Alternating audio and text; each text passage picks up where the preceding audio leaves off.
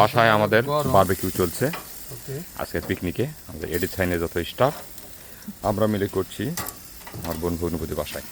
Good shot.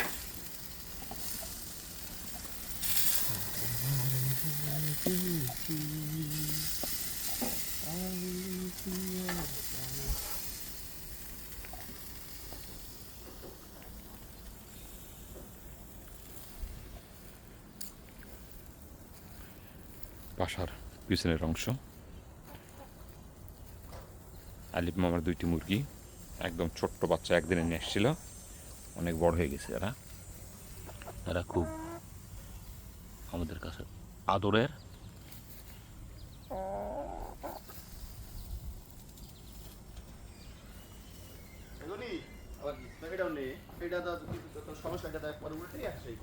সেরি ফলের গাছ